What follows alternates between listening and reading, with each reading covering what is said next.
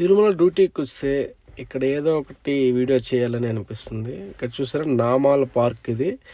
నామాల park ఈసారి ఎవరైనా తిరుమలకు వచ్చిన వాళ్ళు ఖచ్చితంగా ఈ నామాల పార్క్ అనేది విజిట్ చేయండి. చాలా బ్యూటిఫుల్గా ఉంటుంది, ప్రశాంతంగా ఉంటుంది. బాగా ఫొటోస్ కానీ వీడియోస్ కానీ చాలా బాగుంటుంది. ఈసారి వచ్చిన వాళ్ళు ఖచ్చితంగా చూడండి నామాల పార్కు. మీరు గూగుల్లో సెర్చ్ చేసిన వస్తుంది. చెట్లతోనే రకరకాలుగా డిజైన్లు చేస్తుంటారు ఇక్కడ. ఎందుకంటున్నానంటే చూసారా ఎదురుగా మనకి శంకు చక్రాలు నామాలు. అంత క్లారిటీ లేకపోయినా మనకు చూసినప్పుడు ఆ ఫీల్ అయితే ఖచ్చితంగా వస్తుంది.